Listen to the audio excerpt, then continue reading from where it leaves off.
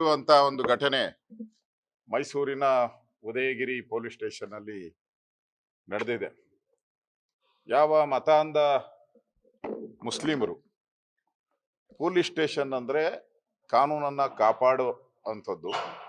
ಆ ಕಾಕಿ ಡ್ರೆಸ್ಸು, ಆ ಪೊಲೀಸರ ಹ್ಯಾಟು, ಪೊಲೀಸರ ದಂಡ ಏನಿದೆ, ಇದನ್ನ ಕಂಡ್ರೆ ದೊಡ್ಡ ದೊಡ್ಡ ರಾಜಕಾರಣಿಗಳಿರ್ಬೋದು, ಸಿನಿಮಾ ನಟರಿರ್ಬೋದು, ಸೆಲೆಬ್ರಿಟಿ ಅವರೇ ಭಯ ಬೀಳ್ತಾರೆ.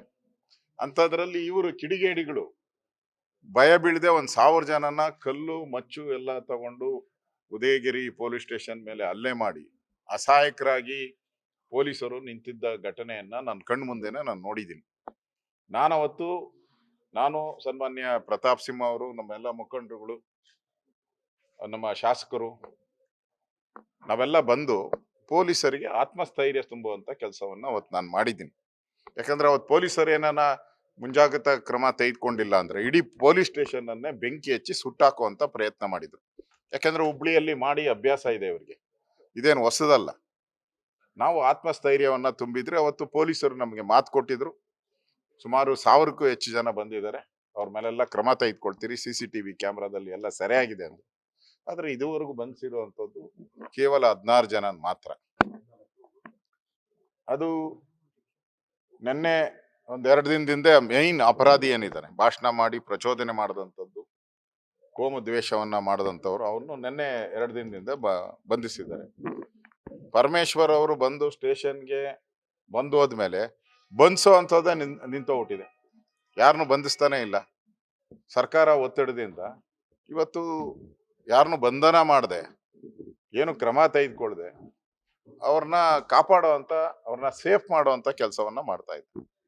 ಮತ್ತೆ ನಾನು ನೋಡ್ತಾ ಇದ್ದೀನಿ ಕೆಲವು ಅಧಿಕಾರಿಗಳು ಅವ್ರಿಗೆ ನೀವು ತಲೆ ತಪ್ಪಿಸ್ಕೊಳ್ಳಿ, ಬೇಲೆಲ್ಲ ಆದ್ಮೇಲೆ ಬನ್ನಿ, ಈ ತರದೆಲ್ಲ ಅವ್ರಿಗೆ ಚಿತಾವಣೆ ಮಾಡ್ತಾ ಇರೋದು ಕೂಡ ನಾವು ಕೇಳಿದೀವಿ.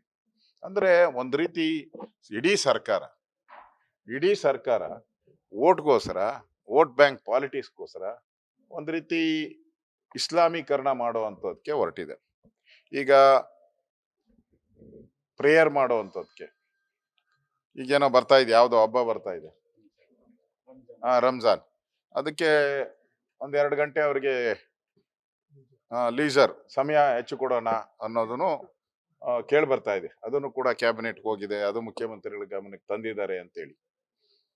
ಹಿಂದೆ ಟಿಪ್ಪು ಜಯಂತಿ ಮಾಡಿದ್ರು, ಯಾರು ಟಿಪ್ಪು ಜಯಂತಿನ ಕೇಳಿರ್ಲಿಲ್ಲ. ಯಾರು ಟಿಪ್ಪು ಜಯಂತಿ ಮಾಡಿ